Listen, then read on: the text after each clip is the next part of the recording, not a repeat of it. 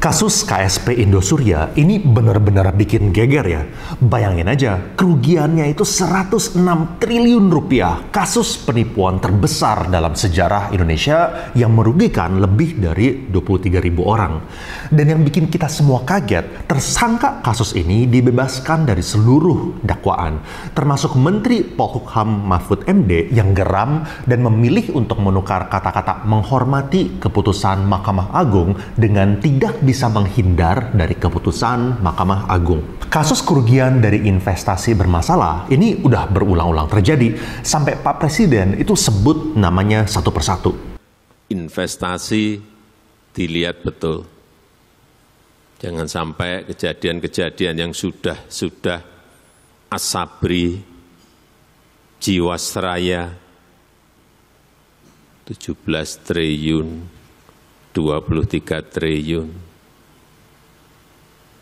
Ada lagi Indosuria, ada lagi Wana Arta. Yang nangis itu rakyat. Rakyat itu hanya minta satu sebetulnya, duit saya balik. Hari ini gue mau bahas apa yang kita bisa belajar dari kasus Indosuria dan gimana caranya supaya kita bisa menjaga aset-aset kita. Soalnya menurut gue, kita nggak bisa tergantung sama siapapun untuk menjaga investasi kita. Mau nunggu pemerintah cari solusi? Percaya sama gue, nggak mungkin bisa. Ini tuh sama kayak mainan di mana kita kalau misalnya mukul binatang yang keluar, binatang itu tuh bakal keluar lagi di tempat lain yang kita nggak pukul. Buktinya apa? Di negara maju pun FTX masih bisa kejadian. Ada nih orang terkaya di dunia bisa bermasalah. Elizabeth Holmes dengan Theranos bisa menipu investor-investor terkaya dan terpinter di dunia. Zillingo, startup unicorn yang kena accounting fraud, bisa menipu Sequoia Capital. Luckin Coffee, accounting fraud juga. Jadi di negara-negara yang maju aja, fraud itu masih terus terjadi. Boro-boro di Indonesia. Makanya, nggak ada yang bisa menjaga hasil investasi kalian kecuali kalian sendiri. Ini makanya penting buat kita belajar dari korban-korban Indosuria supaya jangan sampai ini terjadi sama kita. Sekarang, kita mau dengar gimana sih awalnya korban-korban mulai bergabung dan masukin duit mereka ke KSP Indosuria. Tapi kalau dari keluarga Chef Arnold sendiri, ini tahu KSP Indosuria ini sebetulnya dari mana sih, Chef? Apakah dari teman, ataukah dari kerabat, atau seperti apa ini, Chef? Marketingnya, mereka ngomonginnya, itu kurang lebih seperti term deposito ya. Dan dengan bunga dan lain-lain gitu. Bunga dari bank lebih kecil daripada yang ditawarkan, mereka nyimpan di situ gitu. Baik, nah tadi Chef Arnold juga sempat bilang nih di tahun 2020 sudah mulai banyak yang pakai lawyer begitu ya. Nah tapi kalau dari yang saya baca nih Chef Arnold bahwa sejak tahun 2020 atau dari 2019 bahkan ya ini red flag-nya sudah mulai terlihat, tapi ternyata banyak nasabah yang quote and quote ini bukan nasabah juga sebetulnya ya, ternyata disomasi atau ada ancaman lah dan lain sebagainya ketika hendak melaporkan. Apakah betul demikian? Apakah keluarga Chef Arnold juga ada ancaman-ancaman seperti itu, Chef? Kalau ancaman secara langsung memang ini tidak ada, tapi benar ada dari beberapa. Yang satu ya mungkin kurang lebih mungkin di kalangan korban ini ada yang sama sekali, ada ibu-ibu yang ya marah. Ya siapa yang nggak marah kan, taruh duit sama ini lumayan banyak gitu. Terus karena marah, terus pihak KSP Indosuria tersinggung, disomasikan gitu atas pencemaran nama baik dan juga fitnah. Gitu. Bahkan secara daftar korban yang pernah dibagikan oleh yang pernah di-share dengan nominal-nominal ada yang 300 M, ada yang 200 M per orang. Saya ingin menceritakan mungkin sesingkat mungkin awal saya bisa bergabung dengan Indosuria itu terjadi di tahun 2018. Jadi waktu itu saya adalah salah satu nasabah di salah satu bank swasta dan manajernya itu pindah ke Indosuria, sehingga pada saat itu manajernya menawarkan kepada saya untuk memindahkan dana saya ke Indosuria. Awalnya saya sempat meragukan karena saya tidak tahu Indosuria itu apa. Lalu dijelaskanlah dengan sangat meyakinkan bahwa Indosuria ini perusahaan yang udah existing dari tahun 80-an, sudah memiliki cabang yang tersebar di Indonesia begitu kuat, lalu juga memiliki nasabah yang sudah banyak, dan portfolionya begitu kuat, sampai bahkan saya menanyakan ke lingkungan terdekat saya, itu banyak yang sudah memberikan secara tidak langsung testimoni betapa nyamannya mereka menjadi nasabah dari Indosuria. Dan tentu saja yang akhirnya membuat saya mau menjadi nasabah Indosuria adalah bunga yang ditawarkan. Waktu itu 2018 saya ditawarkan bunganya 7,5%. Ini kan Koperasi Simpan Pinjam Indosuria. Nah, perusahaan tersebut kan memang sudah banyak lah, sudah terdengar lah, karena udah 30 tahunan, udah lama juga nih. Oh, gitu. jadi ini tuh sudah 30 tahun, makanya korbannya 23.000 orang. Betul, gitu. Lu 2M? 2M, dan aku tuh baru masuk tuh bulan September 2019, jadi belum nyampe 6 bulan, Oke. kena tekong, Berarti kan setahun. Ini hasil interview 3 orang mengenai perjalanan mereka investasi di KSP Indosuria.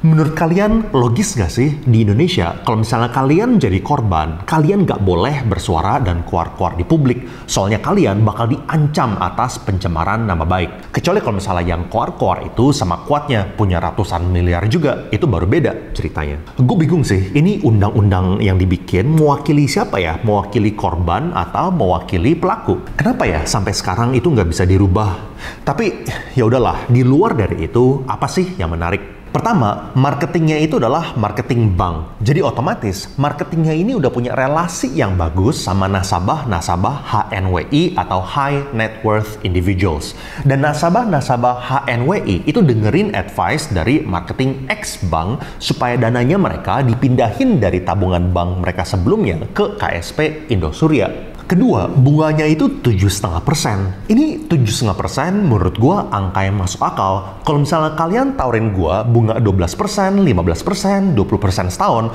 itu gua dengan mudahnya bisa langsung nggak percaya.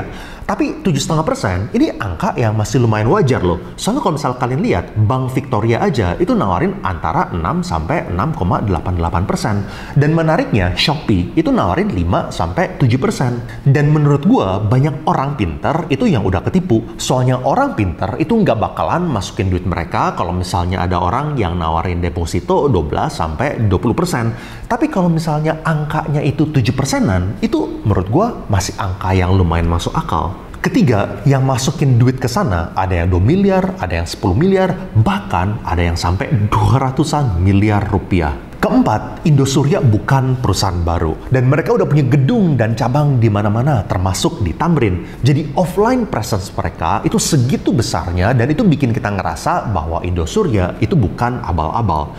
Kelima, Indosuria memiliki track record dan success story, dan word of mouth itu menjadi salah satu channel yang paling utama untuk kita mengenal suatu brand. Dan ini berlaku untuk baby boomers, Gen X, millennials maupun Gen Z.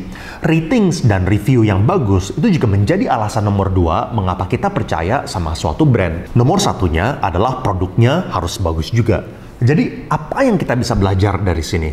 Menurut gua, semua orang itu berpotensi menjadi korban di Indosuria. Dan itu yang paling menakutkan. Soalnya kalau misalnya gua di posisi Chef Arnold atau artis lainnya, mungkin gua bakal ikutan masukin duit juga ke Indosuria. Dikasih rekomendasi sama keluarga, bunganya lumayan masuk akal. Bukan perusahaan baru, dan mereka udah punya cabang offline di mana-mana. Jadi bahwa gua nggak kena, itu bukan gara-gara gua lebih pinter daripada Chef Arnold atau artis lainnya. Tapi kebetulan aja gue punya alternatif lain dan gak ada keluarga yang deket atau teman-teman yang deket gue yang ngedorong gue buat masukin duit ke Indosuria. Dan kalau misalnya kalian bilang izinnya gimana? Ada izin gak? Jawaban gue, emangnya izin menggaransi? Emangnya asuransi Wana Arta itu nggak punya izin OJK saat mereka bermasalah? Emangnya Jiwasraya itu nggak punya izin OJK saat mereka bermasalah? Emangnya P2P Tanifan itu nggak punya izin OJK saat mereka kena masalah dan TKB 90-nya itu anjlok ke angka 30%-an dan juga banyak orang yang komplain bahwa duit mereka itu nggak bisa balik? Izin itu penting. Kayak misalnya kita harus punya SIM, tapi bukan berarti orang-orang yang punya SIM itu nggak bakal nabrak. Gue berharap kasus-kasus ini jangan bikin kalian trauma untuk berinvestasi. Soalnya menurut gue, kalau misalnya kita pinter berinvestasi, pasti kita dalam jangka panjang itu kita bisa untung. Tapi pelajaran yang paling utama adalah jangan mempercayakan mayoritas duit kita sama siapapun. Sama siapapun, kalau misalnya kita direkomendasikan atau kita percaya sama satu institusi atau sama satu instrumen investasi, jangan terlalu percaya. Selalu diversifikasi termasuk institusinya. Jadi kalau misalnya kalian beli saham, jangan sampai terlalu semangat beli satu saham. Kalau misalnya kalian mau nabung di bank, jangan taruh duit kalian di satu bank. Ngapain kalian taruh duit di satu bank? Apa benefitnya buat kalian? Gue nggak peduli kalau misalnya bank-bank itu kasih tawaran kalian menjadi nasabah prioritas, jadi nasabah soliter. Gue nggak peduli. Gue nggak peduli kalau misalnya kalian bisa gaya-gaya keren-kerenan, ngantrinya itu nggak sama rakyat-rakyat biasa di lantai 1. Ngantrinya itu sekarang di lantai 2, khusus buat orang-orang prioritas. Emang benefitnya apa kalian selain dari keren? Oke lah, duduknya sekarang bisa di sofa, bukan di kursi yang besi. Oke lah, lebih nyaman. Oke lah, kita kalau misalnya ulang tahun dikirimin kue. Oke lah, treatment kita itu lebih kayak raja, punya personal RM yang bisa chatting sama kita. Tapi, so what? Apa benefit dari prioritas? Apa benefit dari soliter yang bisa bikin kita lebih kaya dan investasi kita itu bisa jadi lebih terjaga? Makanya saran gua, segimana percayanya kita sama siapapun, jangan taruh seluruh telur kita di satu keranjang. Benefitnya, resiko kita itu dibagi, dan biayanya berapa buat kita diversifikasi? Gratis. Masa sih lu nggak mau ditawarin cara buat ngurangin resiko secara gratis? Nah, kalau misalnya kalian udah diversifikasi, kalian masih jadi nasabah prioritas, masih menjadi nasabah soliter, ya itu baru bener, silahkan aja. Orang yang bener-bener layak jadi nasabah prioritas, itu bukan gara-gara dia taruh semua duit dia di satu bank, lalu dia jadi nasabah prioritas. Tapi dia udah diversifikasi di beberapa bank, dan setelah dia diversifikasi, dia masih tetap menjadi nasabah prioritas, dan dia masih tetap menjadi nasabah soliter. Apakah ada cara supaya kita benar-benar nol resiko? Jangan sampai kejadian Wana Arta, P2P yang gagal bayar, Indosuria itu terjadi sama kita. Menurut gua, nggak ada. Menurut gue sendiri nggak kebal sama Indosuria. Nggak ada yang bisa menjamin risiko kita tuh 0%. Di setiap instrumen investasi ada risiko dan ada return yang dihasilkan. Yang kita butuh lakukan adalah pastikan return kita itu sesuai dengan resikonya. Misalnya, kalau misalnya kita beli SBN, resikonya itu paling kecil, makanya return kita paling kecil juga. Resiko pendapatan tetap, resikonya lebih gede, makanya returnnya lebih gede juga. Saham secara general resikonya gede tapi returnnya itu paling gede juga. Yang kita nggak mau adalah kalau misalnya kita investasi di reksadana pendapatan tetap, resikonya itu sebesar investasi di saham. Atau kalau misalnya kita investasi di saham, returnnya kita malah jauh di bawah return IHSG rata-rata. Inilah pentingnya kita melek dan paham investasi, supaya kita bisa diberikan return sesuai dengan resiko. Soalnya banyak banget instrumen investasi yang returnnya itu nggak matching sama resikonya.